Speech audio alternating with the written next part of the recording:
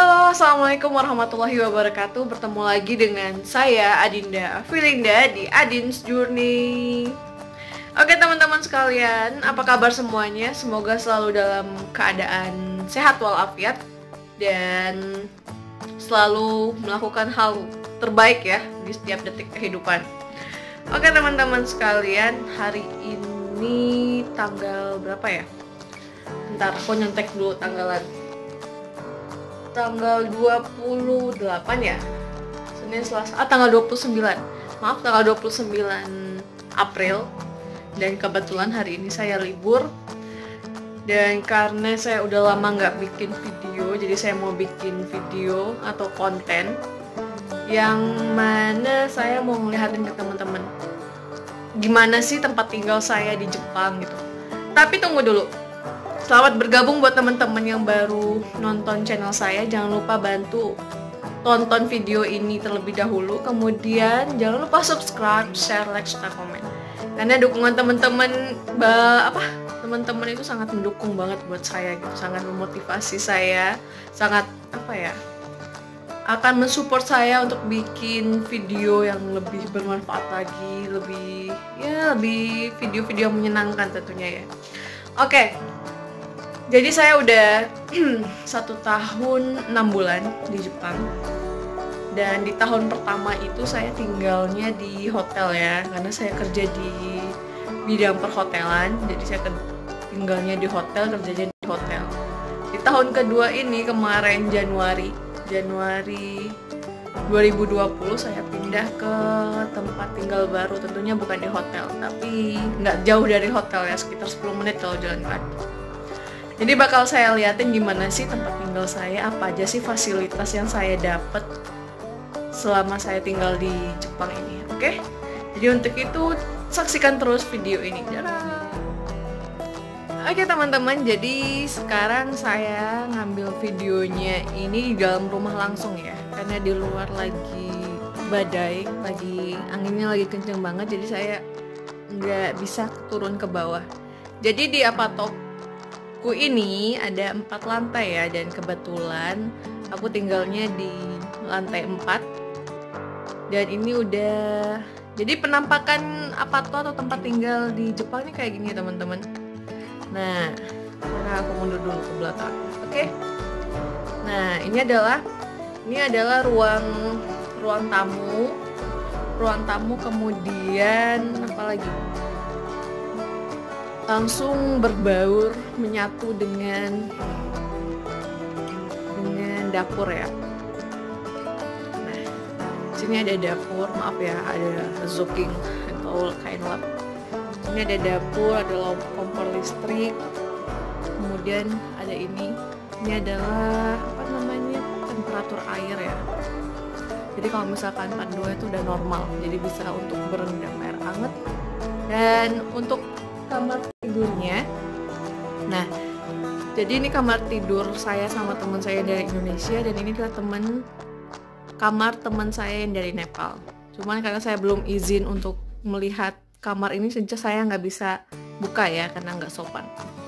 Jadi saya akan ngeliatin ke teman-teman sekalian kamar saya aja ya. Dan di sini, bentar, di ruang tamu ya. Jadi kalau di Jepang ini biasanya saya sama teman-teman ini kalau misalkan malam makannya di sini. Makan sambil nonton, sambil ngobrol-ngobrol di sini. Duduk di sini ya, di lesehan gitu bentuknya kalau di Jepang. Dan untuk fasilitasnya tersendiri kan semuanya dari company ya, dari perusahaannya, dari hotel ya, dari orang hotel. Karena saya magang di Jepang, jadi saya tinggal nerima bersih aja, tempat tinggal udah disediain. Dan fasilitasnya adalah ada suihanki, ada penanak nasi ya, magic, rice cooker, terus ada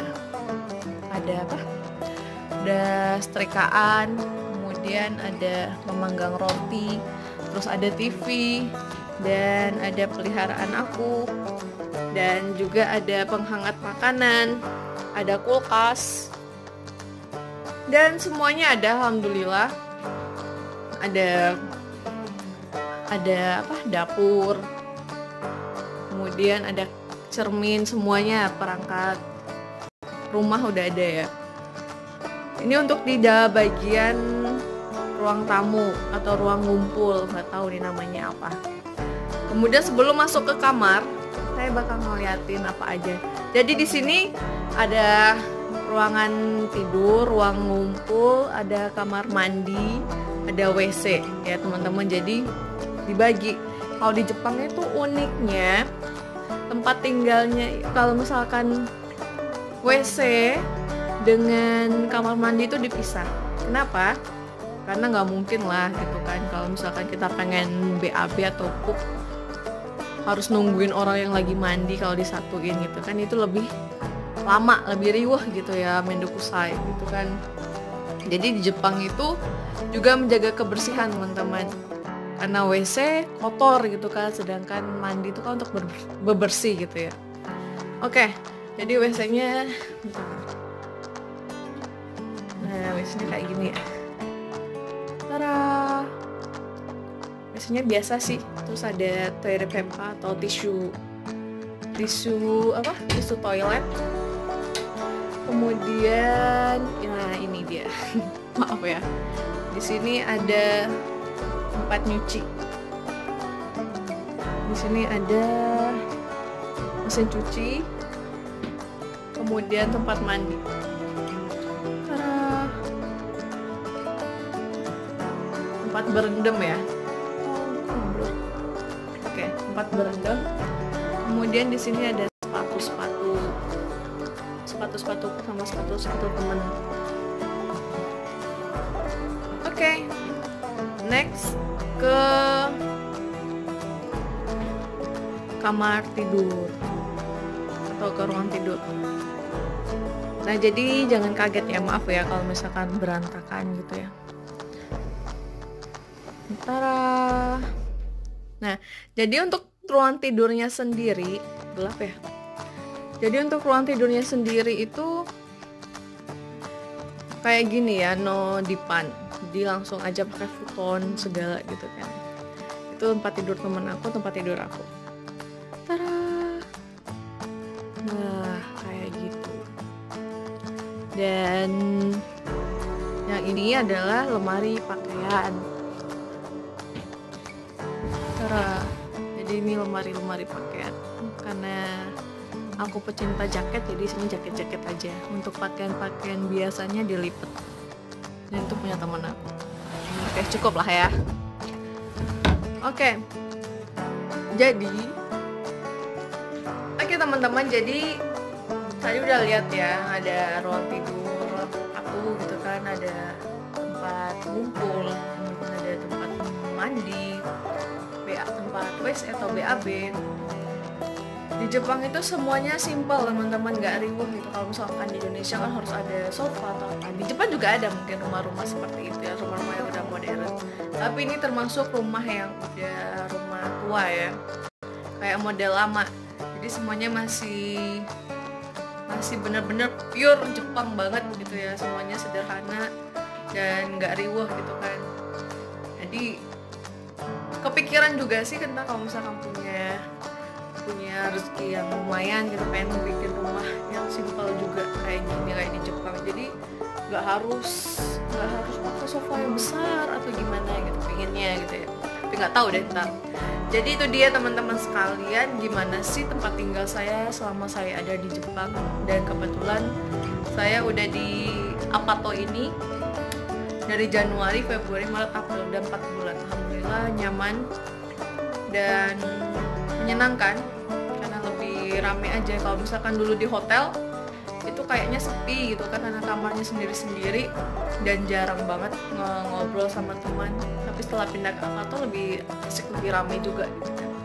Jadi buat teman-teman yang mau ke Jepang, kayak ginilah gambarannya ya tempat tinggal saya di Jepang. Dan ingat, ketika kita diberi fasilitas yang baik, yang nyaman, jangan lupa untuk tetap dirawat ya, dijaga, jangan biarkan berantakan, kotor atau gimana. Karena itu juga termasuk apa ya, memberi image yang baik gitu kan ya. memberi contoh yang baik. Jadi orang Jepangnya atau pihak perusahaan kita juga senang jadinya kita bisa merawat dan menjaga tempat tinggal kita dengan baik.